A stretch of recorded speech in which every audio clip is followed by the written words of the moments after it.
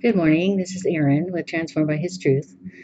I'm going to do a couple short videos today, playing some video clips from different parts of what's going on in the world. We have Israeli-Hamas war, terrorist weapons warehouse sparked deadly Rafah fire, IDF says, live now from Fox. So we're going to listen first to the video and then talk about it after. That's weird. Okay.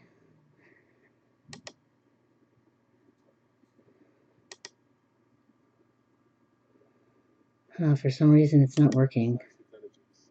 That indicated that Okay, these terrorists hit senior Hamas terrorists in a targeted strike on a compound used by Hamas in Rafah. The strike was based on precise intelligence that indicated that these terrorists, who were responsible for orchestrating and executing terror attacks against Israelis, were meeting inside the specific structure we targeted. These terrorists were responsible for the death of Israelis, and they were actively commanding operations that could have killed even more. Their deaths saved lives. Sadly, following the strike, due to an unforeseen circumstances, a fire ignited, tragically taking the lives of Gazan civilians nearby. Despite our efforts to minimize civilian casualties during the strike, the fire that broke out was unexpected and unintended. This is a devastating incident which we did not expect. We're investigating what caused the fire that resulted in this tragic loss of life. The investigation is ongoing. I will now share the facts that we've gathered so far.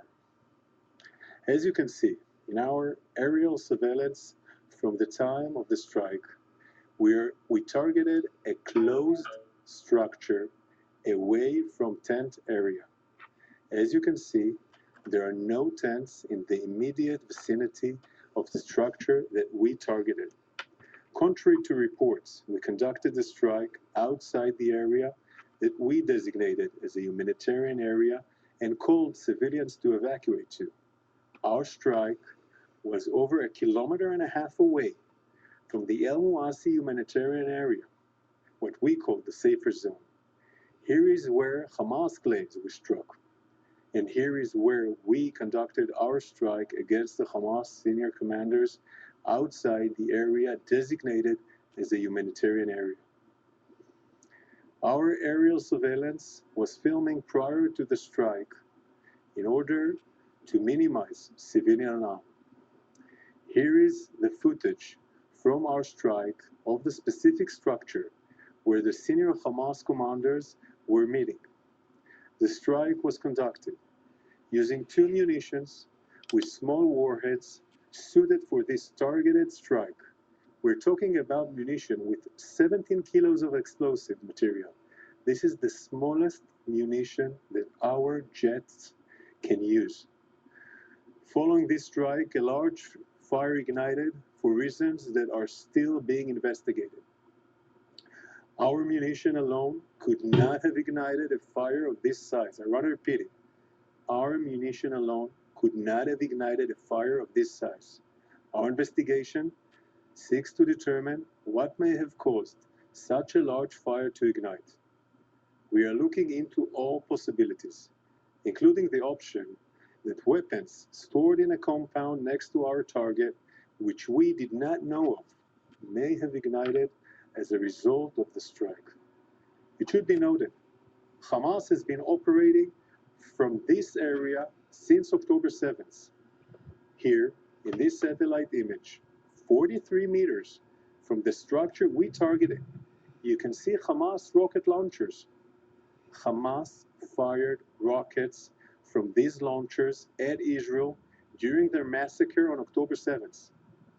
We are also assessing footage documented by Gazans on the night of the strike posted on social media, which appear to show secondary explosions, indicating that there may have been weapons in the area. Our signal intelligence intercepted some phone calls that reinforce This concern raising the possibility that weapons stored in a nearby compound caught fire. Here is one of those phone calls.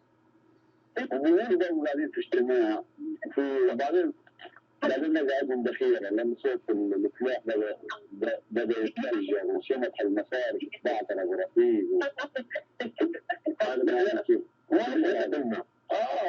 مستودع سلاح اللي طلع يعني اللي خلطوها اليهود مش قوية يعني صاروخ صغير لأنه مش واحد شو وعندك كان يطلع توابع على تفجيرات كتير. We are working to verify the cause of the fire. It is still too early to be determined. Even when we do find the cause of the fire that erupted, it won't make this situation any less tragic. We took a number of steps prior to the strike to avoid civilian casualties, aerial surveillance from above, using specific munitions aimed at minimizing collateral damage, delaying the attack in order to further assess expected civilian presence, and other means. This incident is being investigated by the General Staff Fact-Finding and Assessment Mechanism, an independent and professional body that is investigating the circumstances of those killed in the area of the strike. This investigation will be swift, comprehensive, and transparent. Our war is against Hamas, not against the people of Gaza, which is why we convey deep sorrow for this tragic loss of life. Questions, please. Question from Fox News. What was seen in the surveillance before the strike was called in? We were working not just with those surveillance that I showed here. There are other things we did that I will not share now in order to verify the existence of women and children in the compound where Hamas members were. And we know that in the compound that we attacked, there were only Hamas members. We're now trying to understand in the compound nearby, what was there? What was that something that ignited the fire? Question from CNN. Were any civilians killed by the IDF-fired munitions, or does the IDF believe that all of the civilian casualties were caused by the fire and or secondary explosion? And what is the name of the munition used? We used the smallest munition that our jet fighters can use. And it's also a very accurate munition. This is what I can say about the munition. And the other question was? Were any civilians killed by the IDF-fired munition, or does the IDF believe that all of the civilian casualties were caused by the fire and or secondary explosion? The investigation is ongoing, and the fact-finding mechanism will look into it in a swift, comprehensive, and transparent way, and I'm sure we'll supply all those details. Question from Radio France. Can you give us an update on tank advances in Rafah and along the Philadelphia corridor? We are operating in Rafah in a very targeted and precise way. There is still terror in Rafah. There is still Hamas battalions in Rafah. A couple of days ago, launchers from Rafah fired to Tel Aviv. Millions of people went into bomb shelters. There is still terror in Rafah. Today and the day before, we have again detected tunnels on the Philadelphia corridors. Those are tunnels going to Sinai. We are talking to the Egyptians. We are demolishing those tunnels. We are working in a precise and targeted way. There's still hostages in Rafah. And we need to make sure that we do everything we can to bring our hostages back home. We limit. Okay, that's the end of that video. I like that he wasn't giving any speculations. He was waiting for the conclusion before saying whether or not the secondary building that may have had arms in it for Hamas blew up, and that's what caused most of the deaths of the people and burned down most of the people's places where they were living. So you've got Hamas trying to blame everything on Israel, when they themselves don't care about their own people. They use them as human shields. They hide under the hospitals and schools and humanitarian hideouts, or the humanitarian places where they go for refuge, and then they hide around them so that they know that the Israelis won't attack where there's a lot of there's a lot of innocent civilians. You know, you got to think about this. This is war. Israel is fighting for its life, and they're compassionate enough and kind enough to not only warn the people to get out before they have their military operations, but they provide food, water, and medicine, and a lot of shelter for these people to come away from where they're going to go in and do their military operations. And nobody does that. Russia's not providing places for the Ukrainians to go to and be safe from their attacks. Ukraine isn't providing places for the Russians to go and be away from where they're attacking. It's ridiculous that they demand Israel take into account, you know, innocent civilians. And of course they do. They always have. And that's why they don't bomb the hospitals and the schools. They don't bomb places where there's a lot of civilian people, because they don't want, it's their policy not to harm civilians, and you know, unless it's absolutely necessary. So you got to remember who the bad guy is here. It's Hamas and Iran, and the proxies of Iran, which are Hamas, Hezbollah, and the Houthis. They do the dirty work of Iran, but Iran's behind all of it. And so one day soon, we're going to find out what Iran's going to actually do when the U.S. decides to truly defend Israel and help them to win this war so that they can win their existence. They're trying to exist as a nation and a people. The Hezbollah, Houthis, and Hamas and Iran don't want a two-state solution. They don't want to live side by side with the Jews. They want the elimination of the Jews.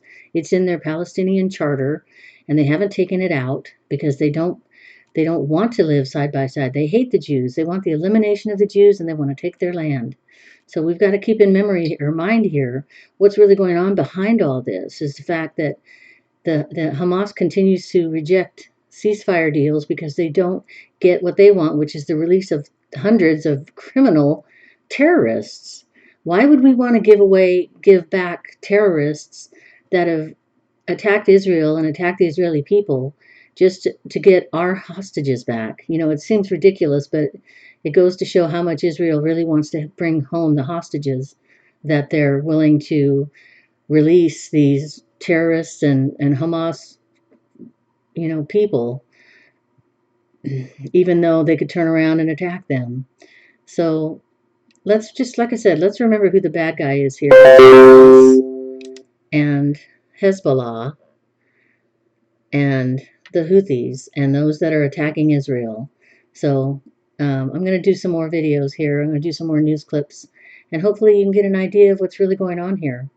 And it's not, and Israel has been, like I said, trying as humanitarianly as possible to keep people from getting, innocent civilians from being killed. They provided 40,000 tents for the people of Rafah to escape to, so that at least 1 million people from Rafah have escaped into these tents and they have the food, water, and shelter that they need. And the reason that the aid isn't getting in is because the terrorists continue to block and attack these convoys with this aid. And my dog's growling or howling at my phone. So they're the ones who are keeping the aid from getting to their own people. So you got to realize that Hamas doesn't care about anybody or anything. All they care about is the destruction of the Jews. So anyway, that's the end of this video and my commentary. I'll talk to you later. Have a good day.